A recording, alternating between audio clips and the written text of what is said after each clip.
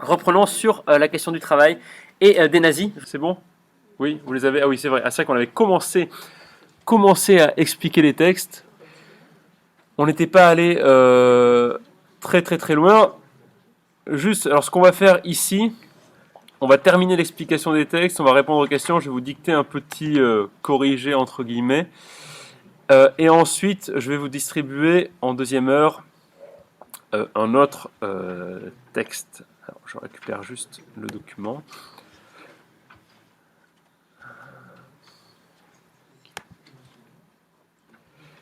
On récupère.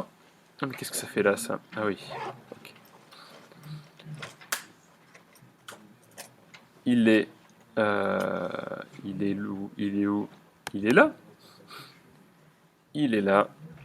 C'est court, c'est très bien. Alors, ok, donc bon, c'est vrai que vous n'aviez pas bien saisi les textes. Ça, c'était. Alors, pensez-y pour l'exercice de prépa bac. Lisez le texte. Il faut lire les textes et surtout ne vous engagez pas dans un texte si vous, bien sûr, si vous ne comprenez pas sa signification, parce que il y a rien de pire dans une explication de texte que de faire des contresens.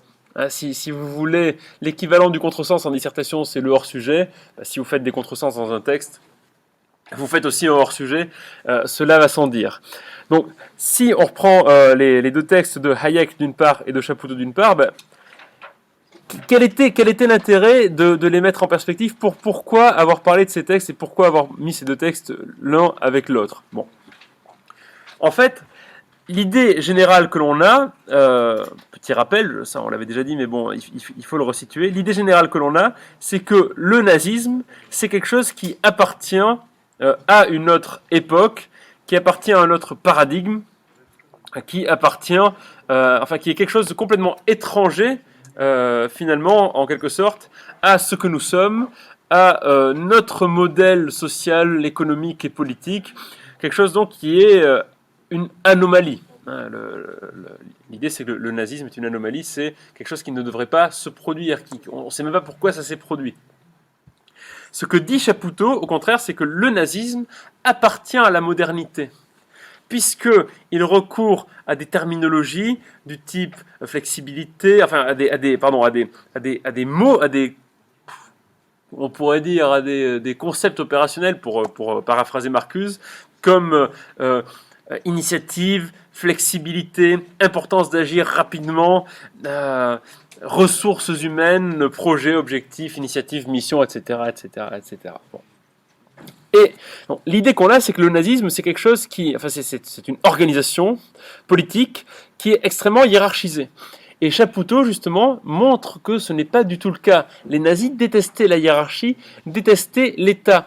Ils étaient favorables à la concurrence, favorables à ce qu'on pourrait appeler aujourd'hui, en quelque sorte, la concurrence dans un système de marché, favorable à l'utilitarisme. Pour les nazis, ce qui constitue la valeur de l'individu, ce n'est pas l'individu lui-même, mais c'est son utilité.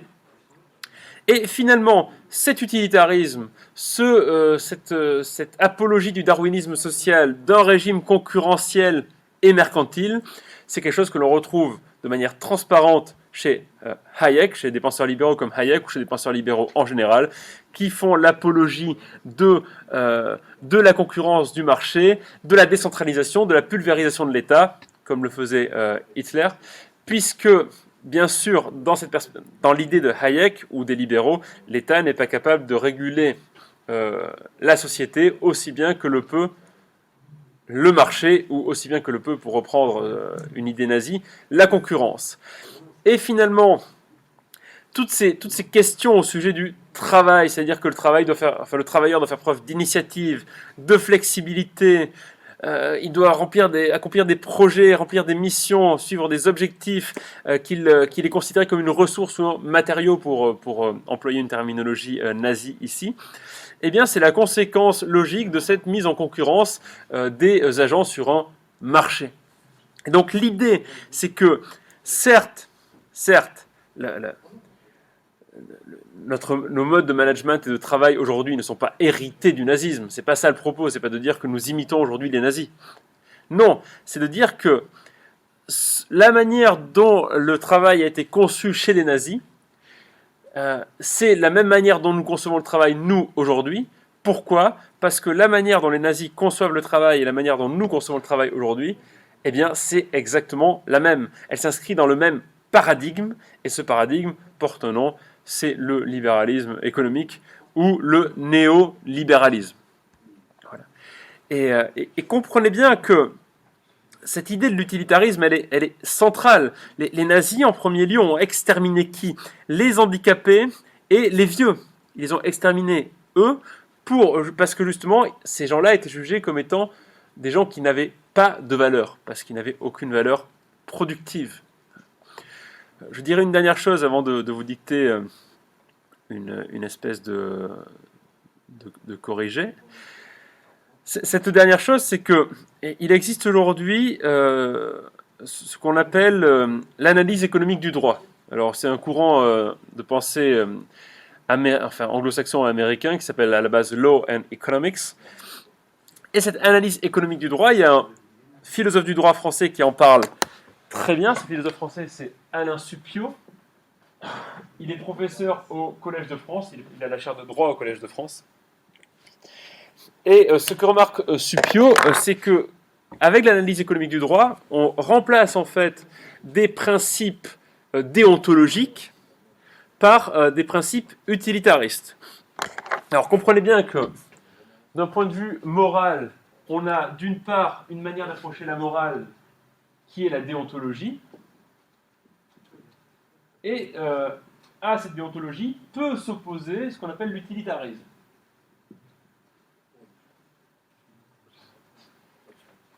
D'un point de vue déontologique, en fait, il existe des règles, des principes qui sont inviolables. Alors les règles sont inviolables parce que justement elles sont soumises à des principes qui ont une dimension que l'on pourrait qualifier de sacrée.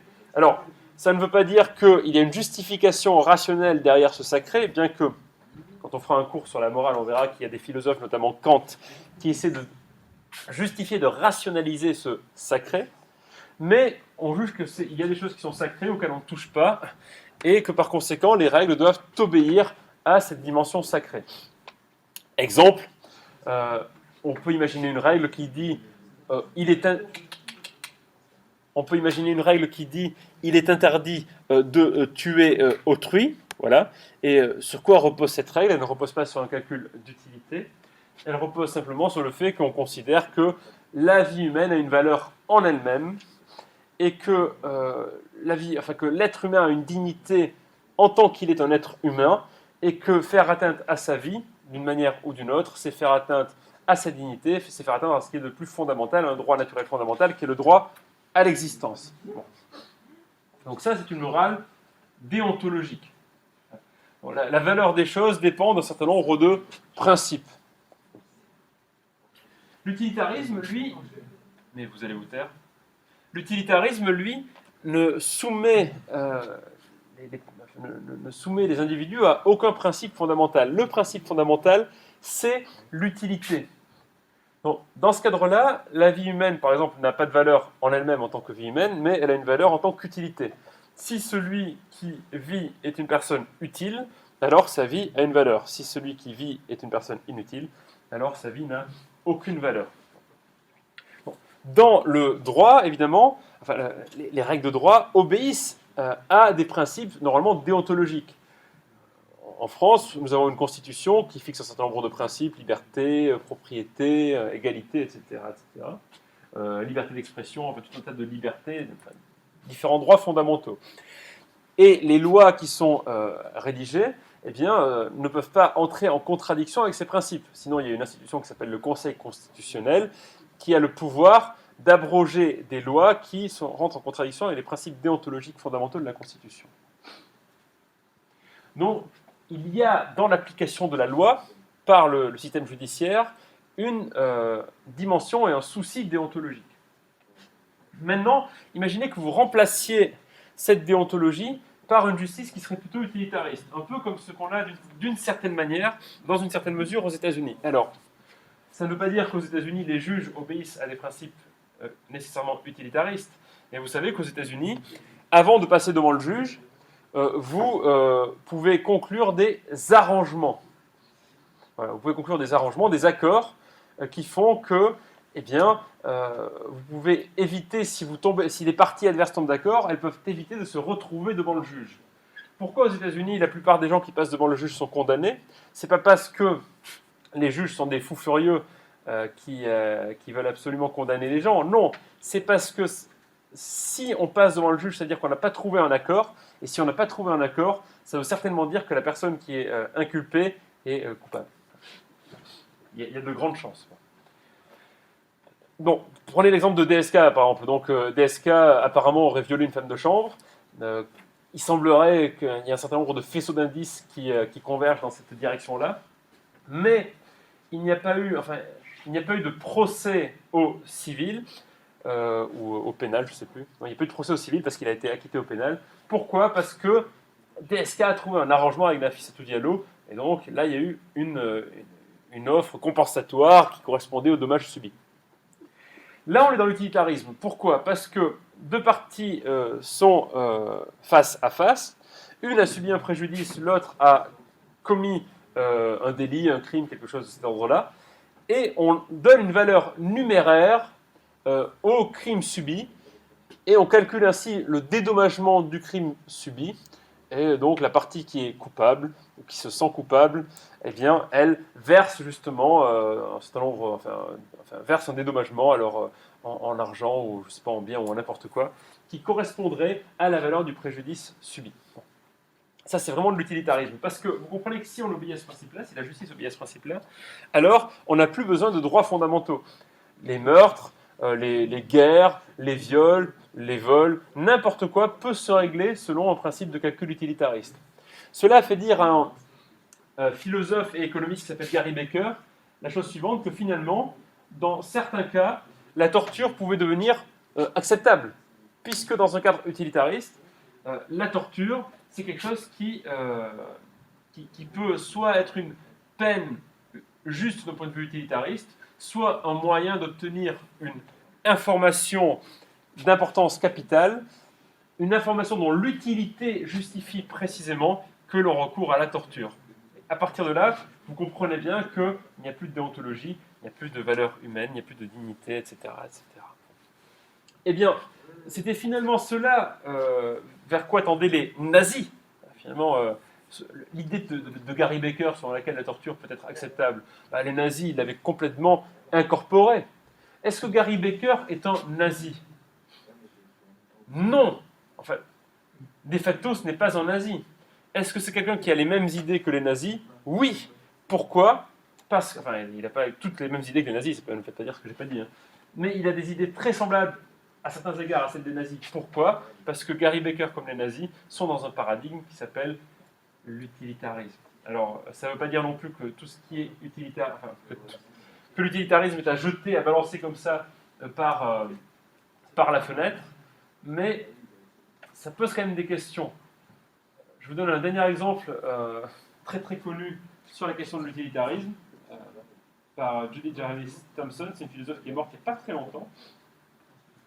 Vous savez, c'est la fameuse situation dans laquelle vous êtes sur un train, comme ça, à bord d'un train, et puis le train roule sur une voie, et le train roule sur une voie, et sur cette voie, vous avez 5 personnes qui sont allongées et qui vont se faire écraser par le train. Et puis vous avez la possibilité de tirer sur une manivelle. Si vous tirez sur cette manivelle ou sur cette manette, eh bien le train se détourne de cette voie et se dirige vers une autre voie sur laquelle se trouve une personne qui se fera écraser. Les utilitaristes disent, évidemment, il faut détourner le train, sauver 5 vies contre une vie. Sauf que l'utilitariste ne se demande pas quelle est la vie que l'on prend et quelles sont les vies que l'on sauve, par exemple. Vous voyez. Or, ça a une grande importance. Peut-être que c'est un dilemme qui peut paraître compliqué, mais imaginez que maintenant vous sachiez que sur la voie sur laquelle se trouve une personne, cette personne c'est Albert Einstein, et sur la voie sur laquelle se trouvent 5 personnes, se trouvent 5 nazis, faut-il détourner le train? C'est pas si clair tout ça. C'est pas clair du tout. Donc bon, voilà, cet utilitarisme, eh bien, il est présent dans le nazisme, il est présent dans la pensée libérale, et c'est lui qui structure aujourd'hui la manière dont on considère le travail. Le travailleur n'est pas quelqu'un qui est considéré comme un être humain pourvu d'une dignité et de droits capables de, je ne sais pas, de sensibilité. Non, c'est un nombre, c'est un numéro, et on peut mesurer ses performances, on peut mesurer sa productivité, et ce qu'il est réductible à ses performances et à sa productivité. Je vous laisse imaginer les conséquences que cela peut avoir sur sa liberté, sur sa dignité ou sur sa santé mentale en général. Bon, allez, on va noter un petit peu maintenant. Donc, vous avez noté le titre étant bien sûr que le travail rend libre. C'est bon? Excusez-moi, il faut que je mouche. Donc, on y va. Hayek, dans la route de la servitude. Hayek, dans la route de la servitude. C'est bon, vous l'avez? Accuse le planisme d'être la cause du totalitarisme soviétique. Hayek, dans la route de la servitude, accuse le planisme d'être la cause du totalitarisme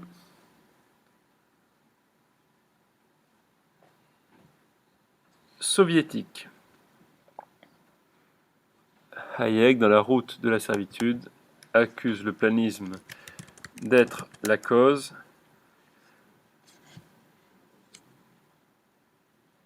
du totalitarisme soviétique.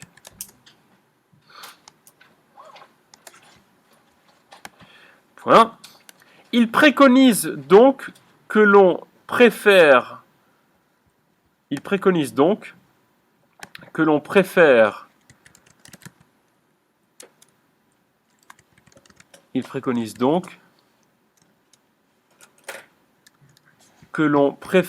au plan centralisé. Il préconise donc que l'on préfère au plan centralisé une politique libérale. Point.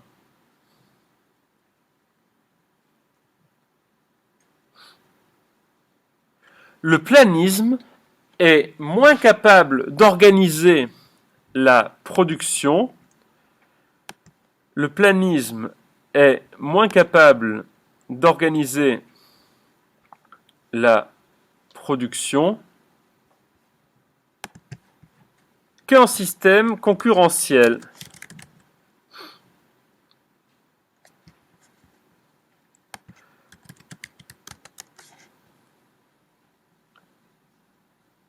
Le planisme est moins capable d'organiser la production qu'un système concurrentiel. Point. En effet, pour que le plan fonctionne,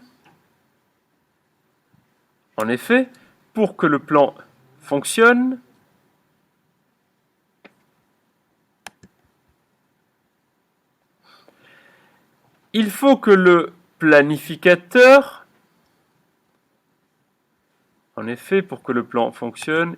que le planificateur dispose de toute l'information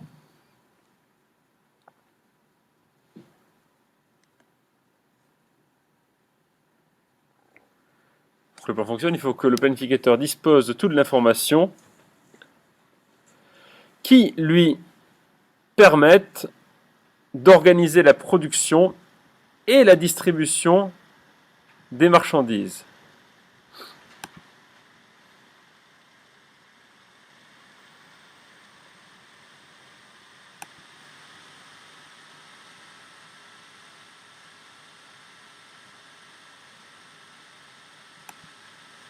Voilà. Oui.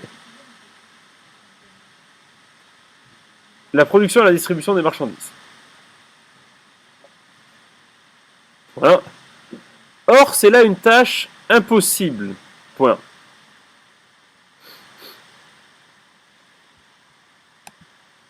Or, c'est là une tâche impossible. Point.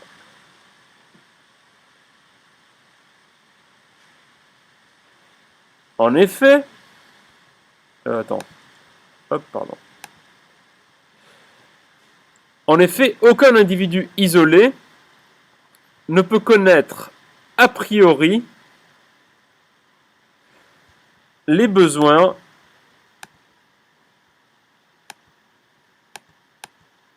En effet, aucun individu isolé ne peut connaître a priori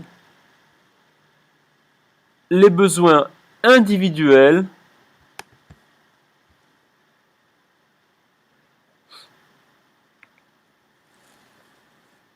à l'échelle les besoins individuels à l'échelle d'une population entière.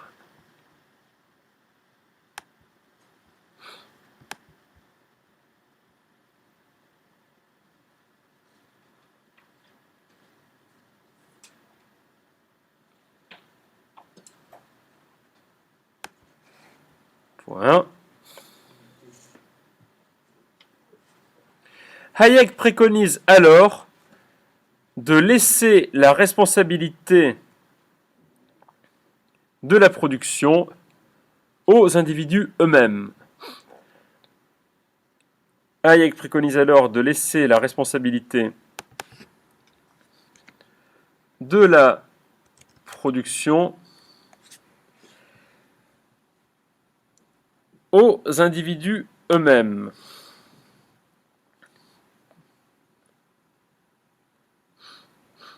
Point. Ils savent mieux que quiconque ce dont ils ont besoin. Ils savent mieux que quiconque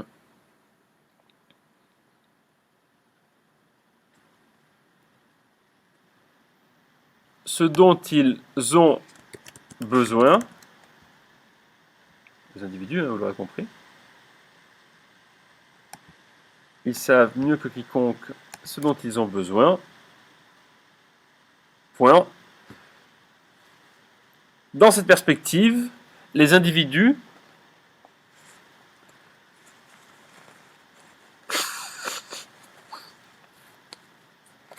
intègrent un système de concurrence.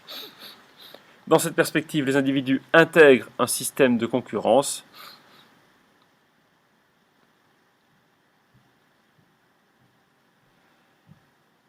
et sont guidés par le marché.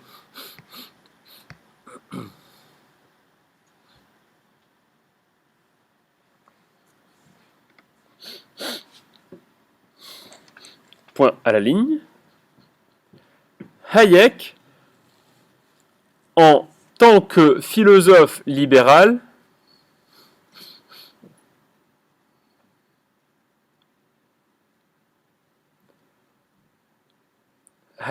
philosophe libéral,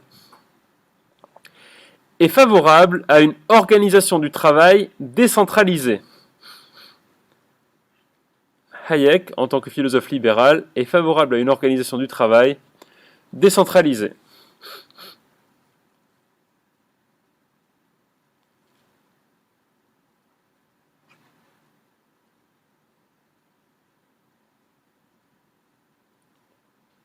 Point. Il véhicule ainsi la doctrine utilitariste classique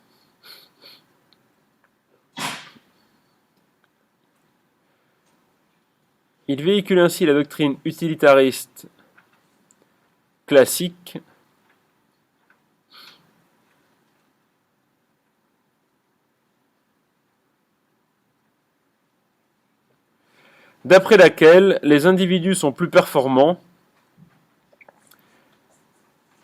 s'ils sont mis en concurrence les uns avec les autres. d'après laquelle les individus sont plus performants s'ils sont mis en concurrence les uns avec les autres.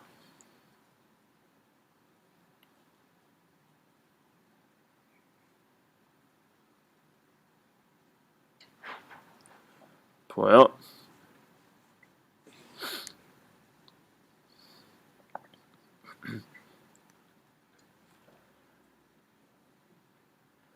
En cela, Hayek ne déroge pas à la tradition libérale et utilitariste. En cela, Hayek ne déroge pas à la tradition libérale et utilitariste.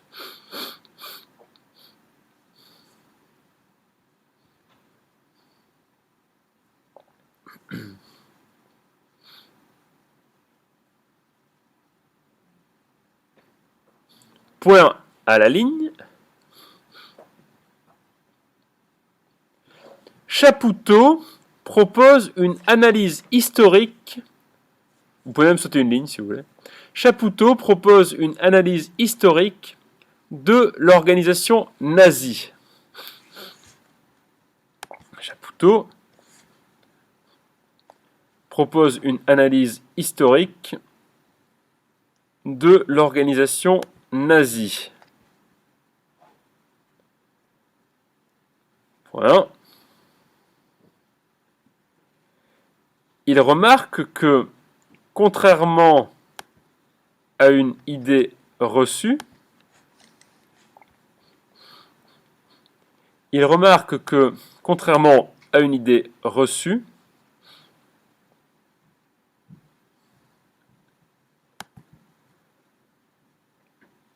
les nazis n'ont pas de sympathie pour la bureaucratie. Il remarque que, contrairement à une idée reçue, les nazis n'ont pas de sympathie pour la bureaucratie.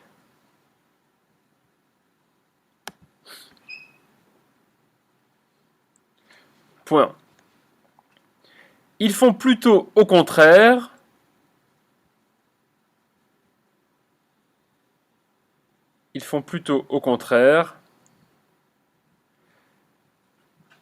l'apologie de la performance. Ils font plutôt au contraire l'apologie de la performance, virgule,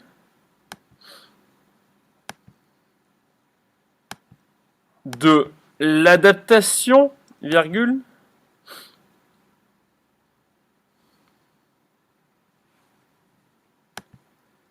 de la flexibilité, point virgule.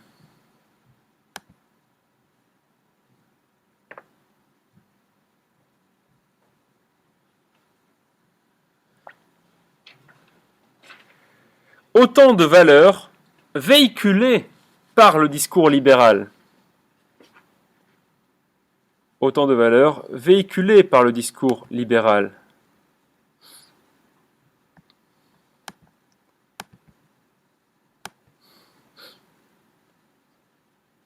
Point.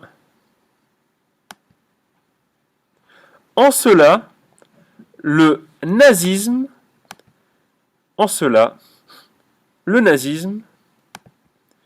est une doctrine. En cela, le nazisme est une doctrine parfaitement ancrée dans la modernité.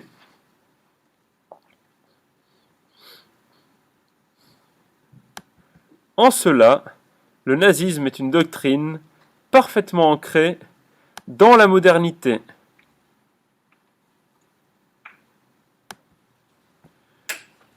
Point. Les nazis ne sont pas défavorables à la concurrence des individus les uns contre les autres. Les nazis ne sont pas défavorables à la concurrence des individus les uns contre les autres. Les nazis ne sont pas défavorables à la concurrence des individus les uns contre les autres.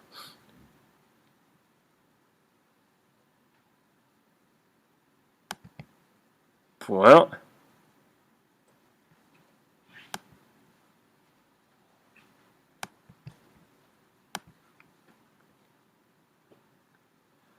Ils ne sont pas opposés non plus au paradigme utilitariste,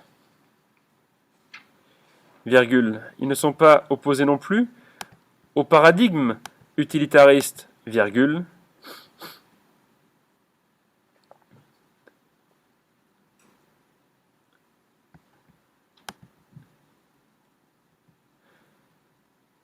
Paradigme précisément au cœur de l'idéologie libérale. Paradigme précisément au cœur de l'idéologie libérale.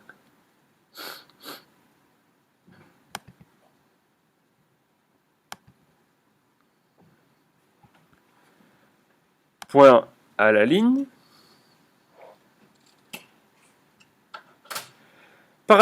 Chapoutot montre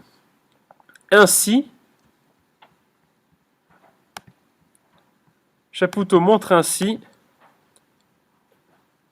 que des régimes politiques apparemment très différents, Chapoutot montre ainsi que des régimes politiques apparemment très différents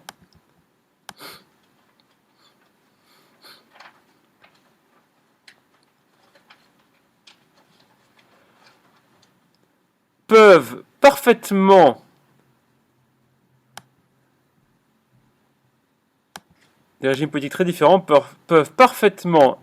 avoir des filiations communes. Il montre que des régimes politiques apparemment très différents peuvent parfaitement avoir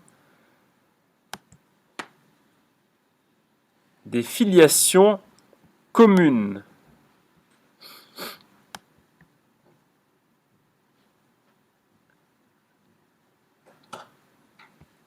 Point.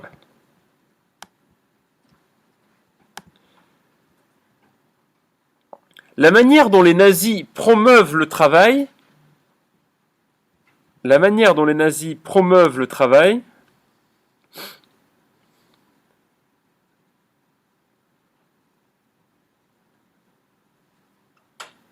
n'est pas très différente de celle de nos libéraux contemporains.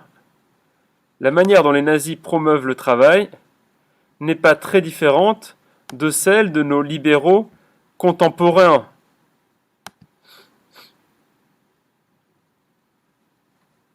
La manière dont les nazis promeuvent le travail n'est pas très différente de celle de nos libéraux contemporains.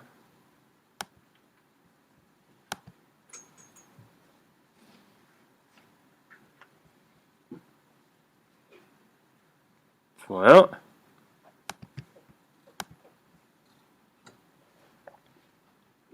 L'apologie de la flexibilité, virgule, de la concurrence, de la performance, du mérite. L'apologie de la flexibilité, de la concurrence, de la performance, du mérite.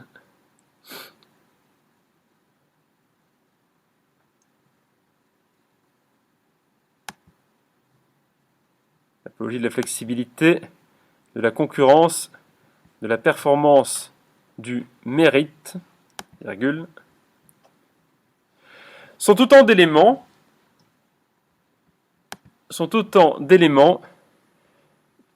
que l'on retrouve volontiers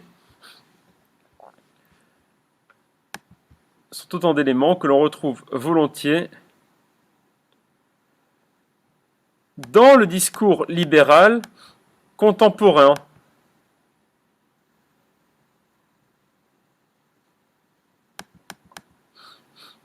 Ce sont d'éléments que l'on retrouve volontiers dans le discours libéral contemporain. Point à la ligne.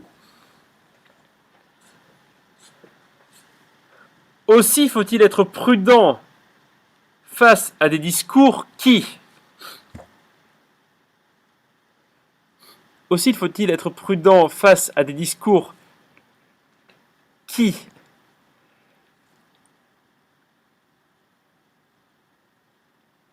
ne cessant de faire l'apologie du travail.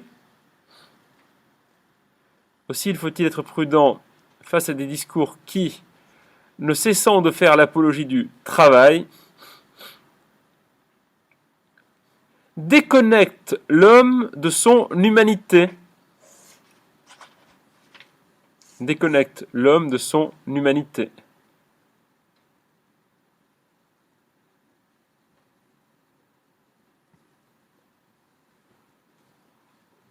Point. Dès lors que les êtres humains deviennent des chiffres, dès lors que les êtres humains deviennent des chiffres,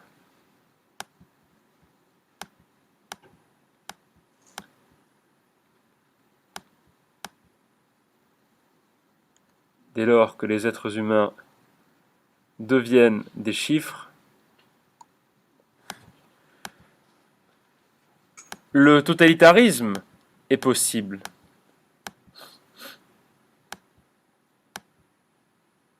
Dès lors que les êtres humains deviennent des chiffres, le totalitarisme est possible. Point à la ligne. Le juriste Alain Suppiot,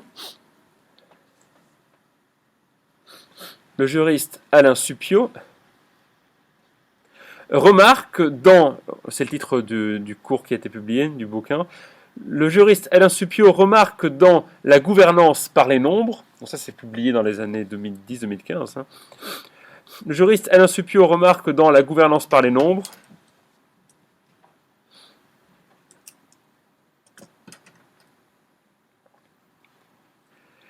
cette tendance contemporaine à analyser les rapports sociaux sous l'angle de l'utilitarisme.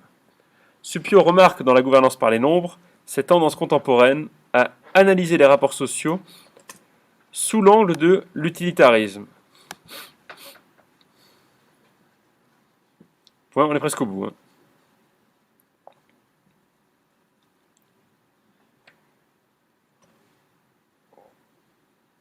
Plus particulièrement, il constate que l'analyse économique du droit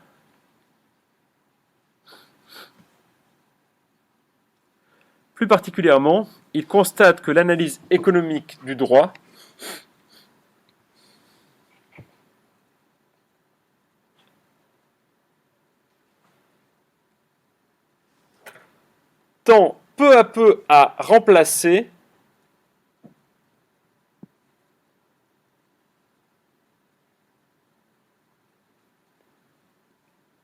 les principes déontologiques qui sont à la source de la loi. Plus particulièrement, il constate que l'analyse économique du droit tend peu à peu à remplacer les principes déontologiques qui sont à la source de la loi.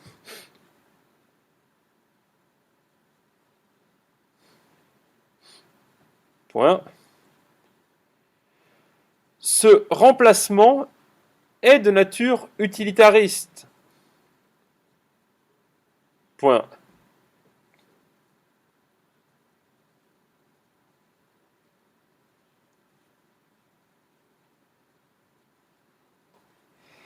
Il ne s'agit plus de savoir s'il a été fait atteinte à la liberté humaine, virgule.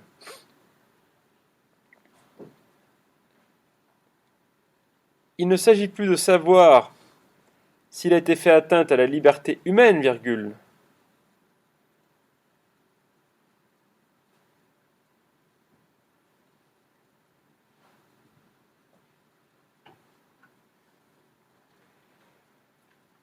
Ou encore si tel principe a été bafoué, virgule.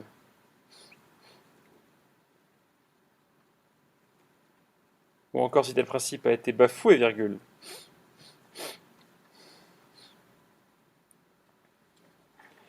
Mais plutôt de calculer, virgule, d'évaluer. Mais plutôt de calculer, d'évaluer.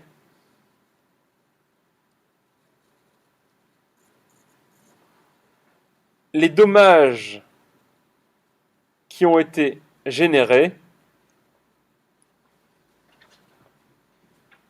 mais plutôt de calculer, d'évaluer les dommages qui ont été générés.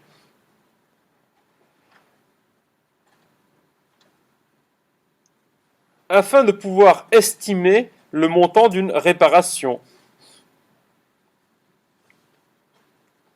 Afin de pouvoir estimer le montant d'une réparation.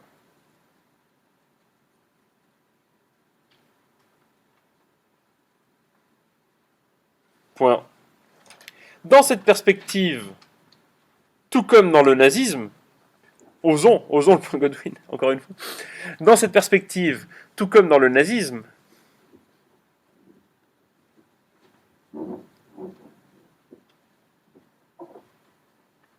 l'être humain devient un nombre.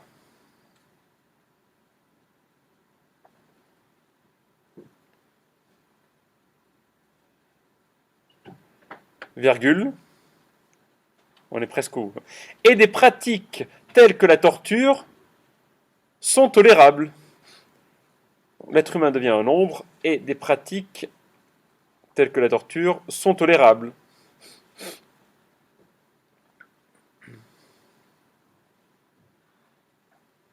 Point à la ligne, dernier paragraphe, il y a encore 3 phrases. Les discours utilitaristes.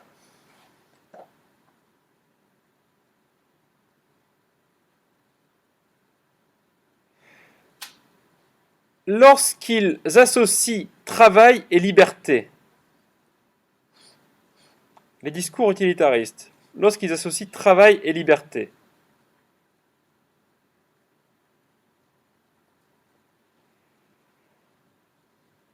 Éradiquent de leur matrice théorique l'être humain.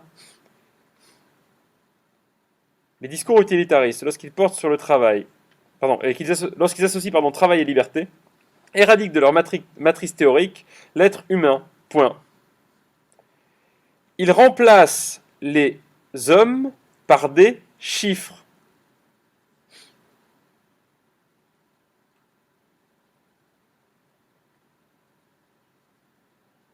Point. Allez, encore 2 petites phrases.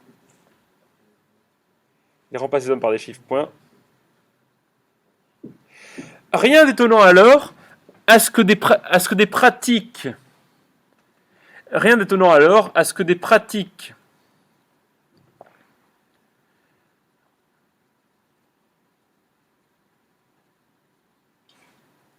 tels qu'ils s'en trouvent dans le nazisme puissent émerger. Rien d'étonnant alors à ce que des pratiques telles qu'ils s'en trouvent dans le nazisme puissent émerger.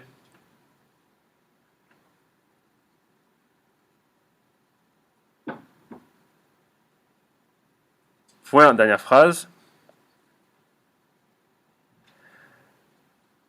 Le paradigme utilitariste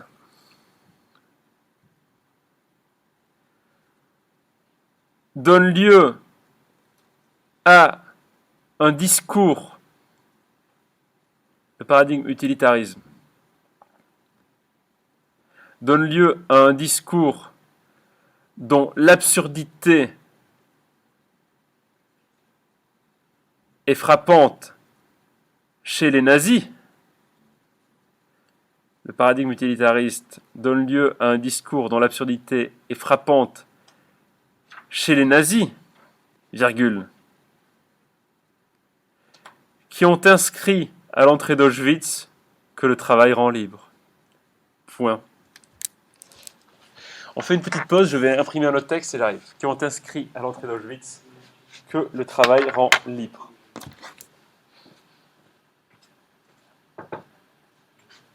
Cette équipe d'utilitaristes.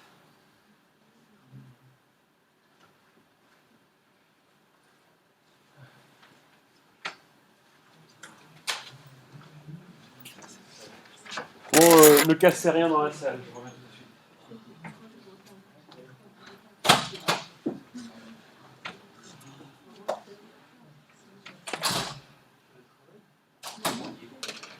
Audacity, sinon on va avoir un trou dans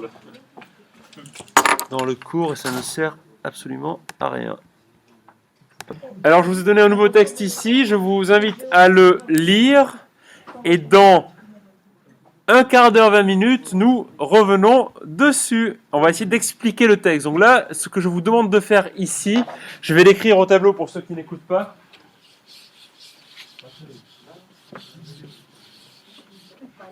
Trouvez, je vous prépare au prépa-bac, la thèse du texte.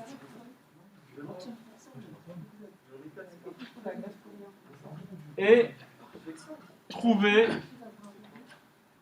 les arguments mobilisés par l'auteur, évidemment. Ici, l'auteur, c'est bien sûr, c'est lui.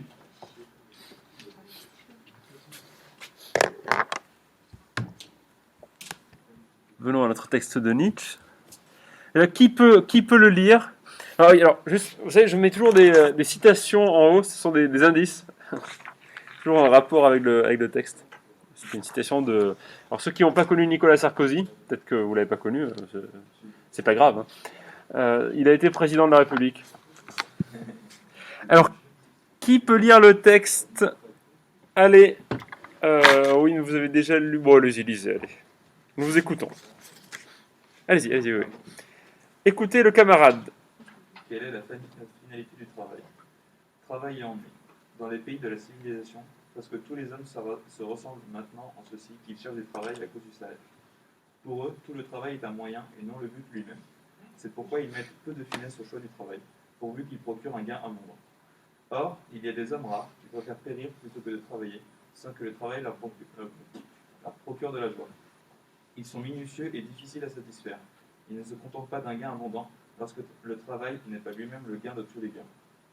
De cette espèce d'hommes rares font partie les artistes et les contemplatifs de toute espèce, mais aussi ces désœuvrés qui passent leur vie à la chasse ou bien aux intrigues d'amour et aux aventures. Tout cela cherche le travail et la peine lorsqu'ils sont mêlés de plaisir, et le travail le plus difficile et le plus dur si cela est nécessaire. Mais autrement, ils sont d'une paresse décidée. Quand même, cette paresse devrait entraîner l'appauvrissement, le déshonneur, les dangers pour la santé et pour la vie. Ils ne craignent pas autant l'ennui que le travail sans plaisir. Il leur faut même beaucoup d'ennui pour que le travail puisse leur réussir. Pour le penseur et pour l'esprit inventif, l'ennui est ce calme plat de l'âme qui précède la course heureuse et les vents joyeux. Il leur faut le supporter, en attendre l'effet à part. C'est cela précisément que les natures moindres n'arrivent absolument pas à obtenir d'elles-mêmes. Chasser de l'ennui de n'importe quelle façon, cela est vulgaire, tout comme le travail sans plaisir est vulgaire. Ok. Alors maintenant, question. C'est quoi la thèse du texte? Quelle est la thèse que défend Nietzsche ici? Un peu quelqu'un de revoir si les autres ne dorment pas complètement. Alors, c'est quoi la thèse du texte? Il n'y a pas de piège. Quelle est l'idée défendue par Nietzsche? Oh! On se réveille! Vous alors, du coup. C'est mieux de travailler, si on veut travailler, c'est mieux d'avoir du plaisir pour travailler. Alors, oui, effectivement, c'est mieux d'avoir du plaisir pour travailler quand on travaille, mais ça va plus loin que ça. Oui, mademoiselle? Le travail sans plaisir, c'est Oui, le travail sans plaisir est moins souhaitable que le travail avec du plaisir. Mais ça va beaucoup plus loin que ça. Oui. Comment? Vous avez dit quoi? le travail sans plaisir est moins souhaitable que l'ennui. Que le quoi, pardon? Que l'ennui. Moins souhaitable que l'ennui. Oui, il est moins souhaitable que l'ennui. Mais pourquoi alors il est moins souhaitable que l'ennui? Ah ben c'est dans le texte. Oui, monsieur Dufond?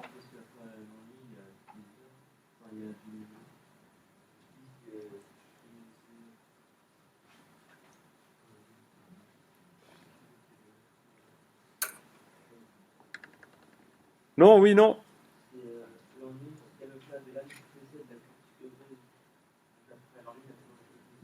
Mais pourquoi? Ouais, mais pourquoi? Et j'ai envie de vous dire pourquoi et pour qui?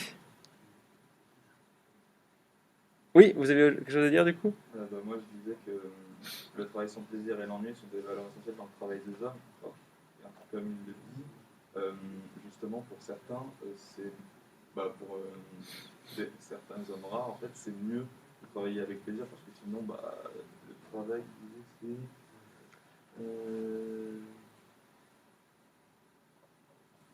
Je retrouve pas.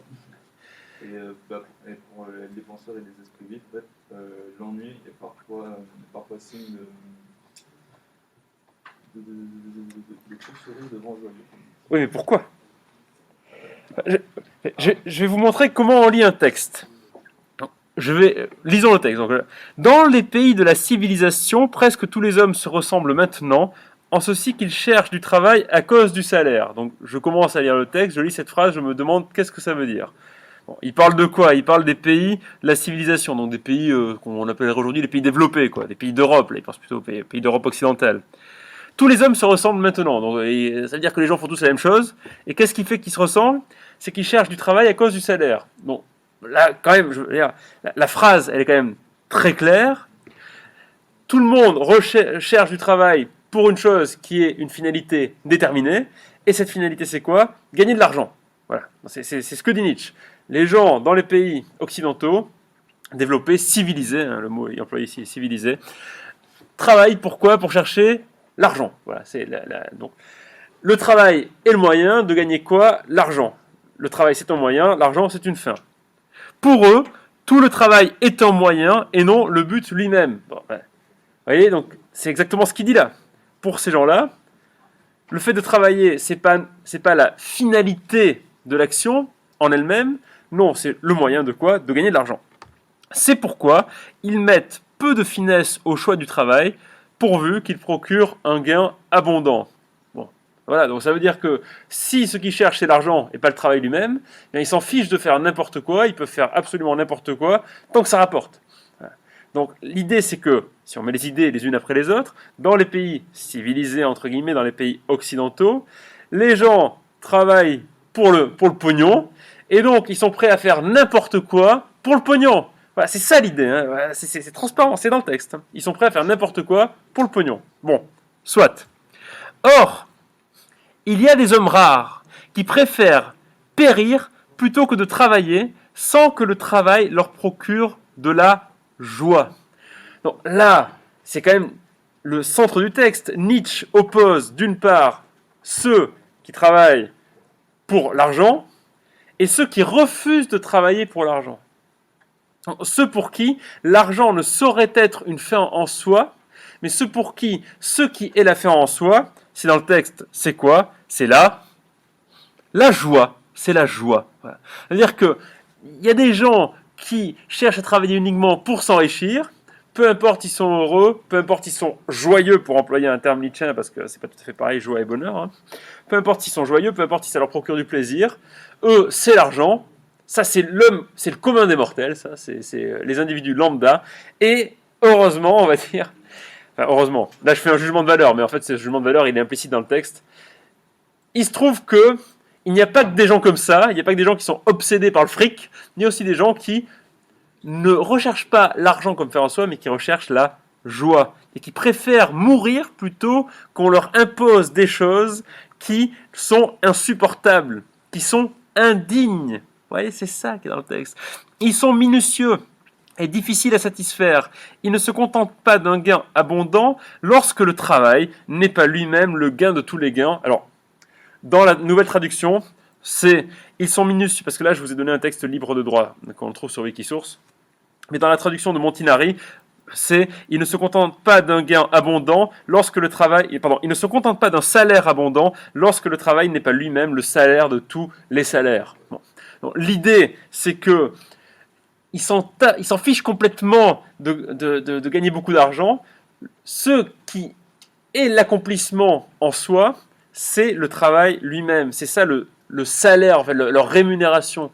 Ce qui les rémunère, c'est de faire quelque chose qui les rend joyeux. Donc là, peut-être que si vous évoquez la thèse du texte, vous pouvez dire que Nietzsche distingue deux catégories d'hommes. Ça, c'est la base de sa thèse. Ceux qui travaillent pour l'argent et ceux qui travaillent pour autre chose, pour la recherche, la quête de la joie, la quête de la satisfaction.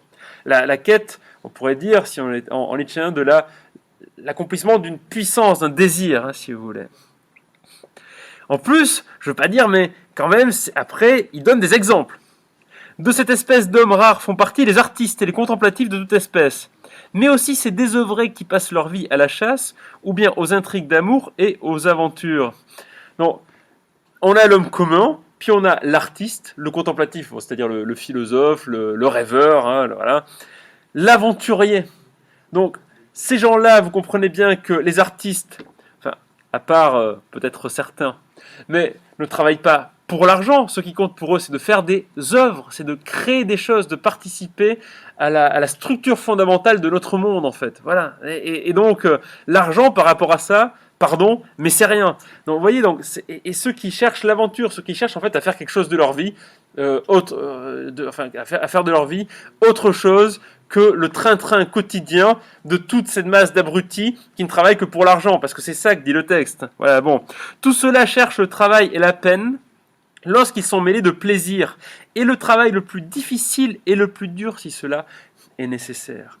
Donc ça veut dire qu'on n'a pas là affaire à des fainéants, mais à des gens qui sont prêts à tout donner et à tout sacrifier, si bien sûr ils trouvent que la finalité de leur travail vaut le coup, s'ils pensent que leur ouvrage en vaut la peine. Ouais, c'est ça l'idée. Donc, ils sont prêts à tout, pour, non pas pour gagner de l'argent, mais pour faire des choses qu'ils pensent être justes, qu'ils pensent avoir de la valeur. Ce qui semble vouloir dire ici que l'argent n'a pas de valeur. Mais autrement, on n'a qu'une valeur très très secondaire. Mais autrement, ils sont d'une paresse décidée. Quand même, cette paresse devrait entraîner l'appauvrissement, le déshonneur, les dangers pour la santé et pour la vie. On comprend bien, là, on revient au début du texte, ces gens-là, ils n'ont pas envie de travailler pour faire des choses qui ne les intéressent pas. Donc, ces gens-là, plus rares. Et donc, oui, ils sont prêts à finir comme des clodos. Pensez à Diogène de Sinope qui vit dans son tonneau. C'est un gars qui ne voulait pas participer à la vie athénienne, qui ne voulait pas participer aux magouilles politiques, qui ne voulait pas être un citoyen honorable et reconnu en tant que tel, parce que sa philosophie, qui était le cynisme, lui interdisait à le faire, parce qu'il il trouvait un plaisir plus grand à faire quelque chose qui relevait de l'intelligence, de la contemplation, et qui participait d'une certaine manière à la vie de la cité en faisant réfléchir les autres, plutôt que de vivre une vie bien rangée, bien tranquille, qui n'aurait eu aucun intérêt pour personne. Voilà, c'est ça l'idée. Ils ne craignent pas autant l'ennui que le travail sans plaisir. Donc ces gens-là ne craignent pas de s'ennuyer. Donc là, on arrive dans la dernière partie du texte. Il leur faut même beaucoup d'ennui pour que le travail puisse leur réussir. Pourquoi l'ennui? Alors la question, c'est pourquoi l'ennui? L'ennui, c'est quoi? C'est quand on ne fait rien, quand il se passe rien. C'est ça l'ennui. Pour le penseur et pour l'esprit inventif, l'ennui est ce calme plat de l'âme qui précède la course heureuse et les vents joyeux. Il leur faut le supporter et attendre l'effet à part eux. Alors pourquoi est-ce qu'il faut s'ennuyer? Pourquoi est-ce qu'il faut être dans le calme? Parce qu'il est évident que vous ne produisez pas une œuvre artistique, vous ne produisez pas une pensée intelligente et originale si vous êtes tout le temps dans l'agitation, tout le temps dans la recherche de l'argent, tout le temps dans l'action, action, action, et jamais dans la réflexion. En fait, quand Nietzsche parle d'ennui ici, il parle des moments de méditation, de moments de réflexion.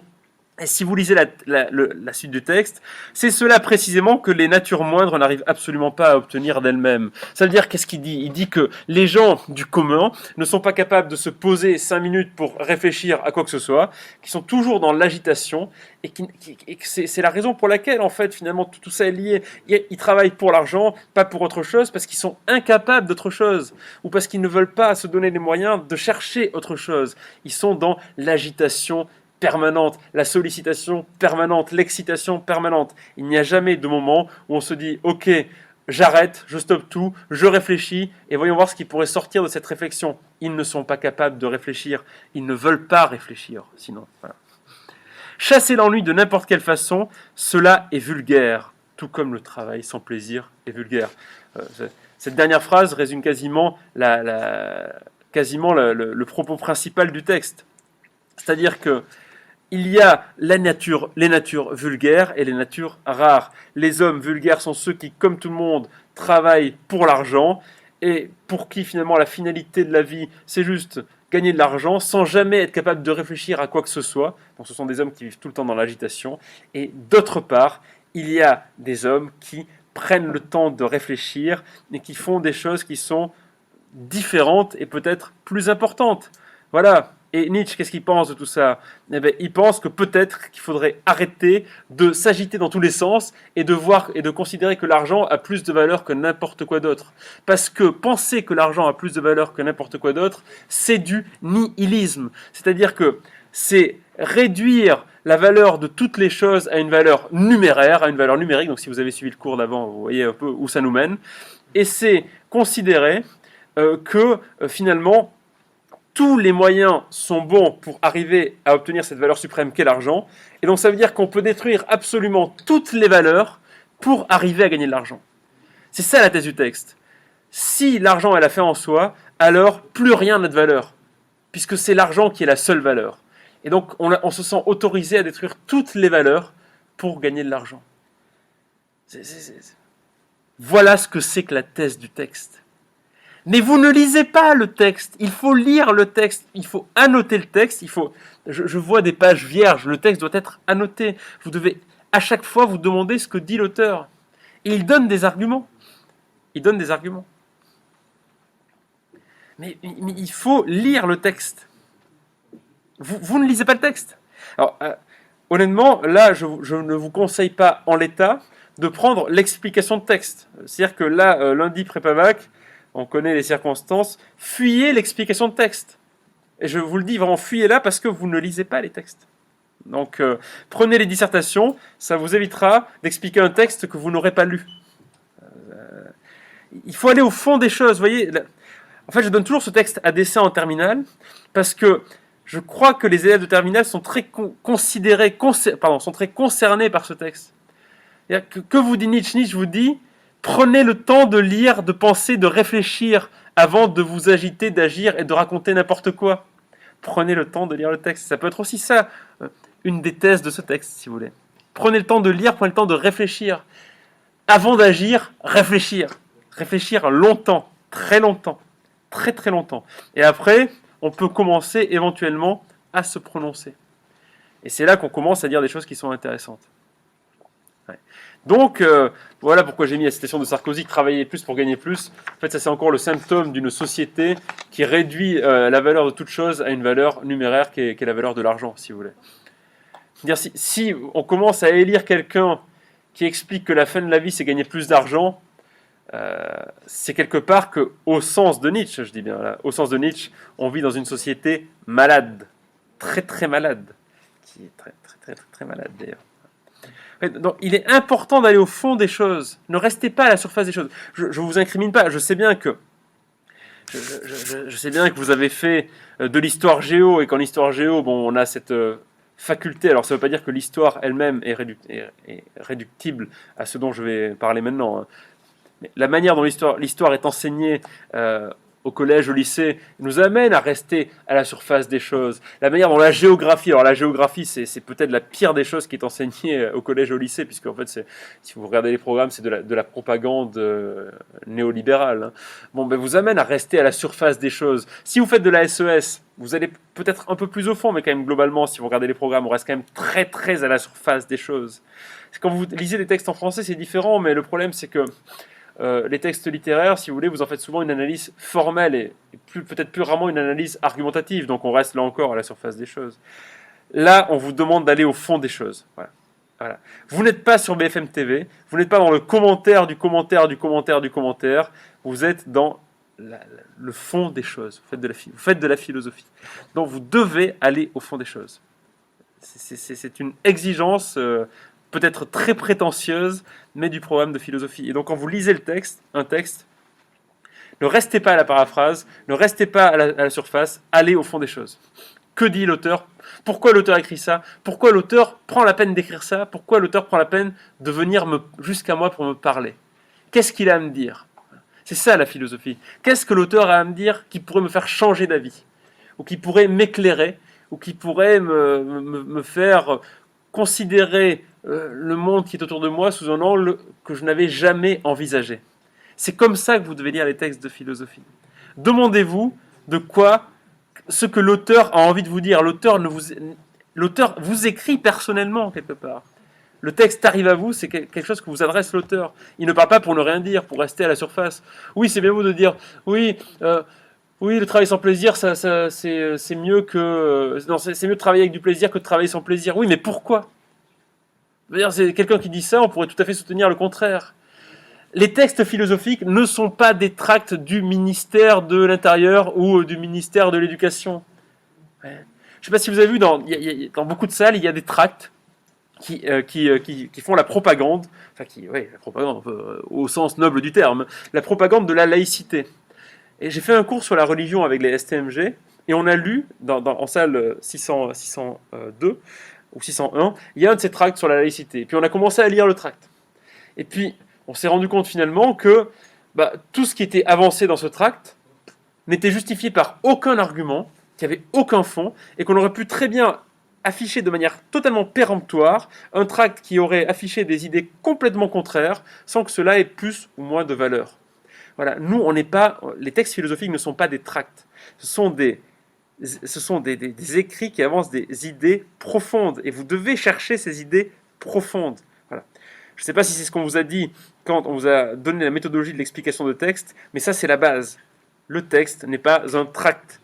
Ce n'est pas une brochure de militants politiques à 2,50 € dans laquelle il n'y a absolument rien. Il y a des idées là-dedans. Et vous devez comprendre comment ces idées se défendent et pourquoi elles se défendent. Normalement, quand vous lisez un texte de philosophie, vous devez, au maximum, vous n'êtes pas obligé, changer d'avis sur ce que vous croyez, ou vous devez, à minima, questionner vos croyances. Si, quand vous lisez un texte de philosophie, vos croyances ne sont pas questionnées, ça veut dire que vous n'avez pas lu le texte de philosophie. Vous avez fait autre chose. Vos croyances doivent être ébranlées ou réconfortées, ou elles peuvent être réconfortées aussi, confortées par la lecture d'un texte de philosophie. Mais si un texte de philosophie ne touche jamais vos croyances, s'il ne les questionne pas, s'il ne les conforte pas, s'il ne les ébranle pas, ça veut dire que vous n'avez pas lu le texte. Voilà. Et là, j'ai l'impression que vos croyances ne sont pas du tout touchées par ce texte, ce qui semble signifier que vous ne l'avez pas lu. La croyance que questionne Nietzsche là ici, c'est le paradigme libéral, c'est le paradigme du capitalisme. Est-ce qu'on a envie que l'argent soit une fin en soi? Est-ce qu'on a envie de travailler pour de l'argent?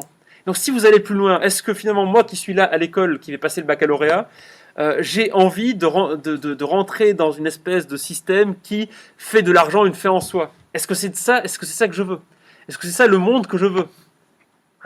C'est ça que demande Nietzsche ici. Et c'est ça que vous devez vous demander, sinon vous ne lisez pas le texte là encore. Non. Lire le texte et l'expliquer, ça veut dire lire phrase par phrase et après expliquer phrase par phrase. Bon, vous devez diviser normalement le texte en plusieurs parties. Bon, là, on peut le faire de plusieurs manières. Hein. On peut le faire de plusieurs manières. Il y a plusieurs divisions du travail du texte possible. Bon, la troisième partie, c'est clairement la partie sur l'ennui. Hein. Donc quand il dit voilà, ils ne craignent pas autant l'ennui que le travail sans plaisir. Bon, là, on est dans la fin du texte. Et en gros, la première partie, c'est juste qu'il dit voilà, lorsque le travail n'est pas le gain de tous les gains, et puis après il donne des exemples. Donc voilà, on distingue bien trois parties. La première partie, ça commence dans les pays de la civilisation jusqu'à le travail n'est pas le gain de tous les gains. Ensuite, deuxième partie, les exemples de cette espèce d'homme jusqu'à les dangers pour la santé et pour la vie. Troisième partie, c'est la fin du texte, le passage sur l'ennui. Voilà. Mais lisez, il faut lire. Est-ce que c'est plus clair maintenant? Est-ce que vous voyez ce qu'il y a dans le texte? Voilà. Alors, même là, vous voyez, là, je n'ai fait que l'expliquer. En réalité, on pourrait très bien le commenter, mais bon, le commenter, ça, c'est forcément difficile pour vous à cause de votre culture philosophique.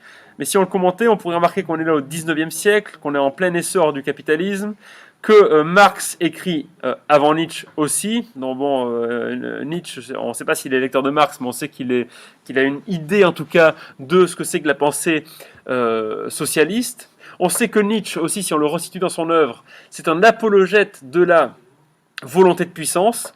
En fait, même dans le texte, bon ça vous ne pouviez pas le voir, mais en fait Nietzsche, en critique de Spinoza, en critique de Schopenhauer, considère que le désir, effectivement, c'est l'essence de l'homme, comme Spinoza. Mais contrairement à Spinoza et Schopenhauer, il considère que d'une part, ce n'est pas grave, et que d'autre part, cela ne doit pas nous conduire à considérer que le monde doit s'effondrer et dépérir. Voilà, ça c'est ce que pense Schopenhauer. Non, Nietzsche pense qu'au contraire, comme le désir c'est ce qui fait que nous existons, il n'y a aucune raison que nous réfrénons ce désir en aucune manière. Enfin, il n'y a aucune raison en tout cas que... C'est pas exactement ça. Mais il n'y a aucune raison... Parce qu'évidemment, cette pensée-là, elle peut conduire à n'importe quoi. Il n'y a aucune raison que ce que nous voulons, nous refusions pour des raisons qui sont complètement abjectes à l'accomplir. Voilà.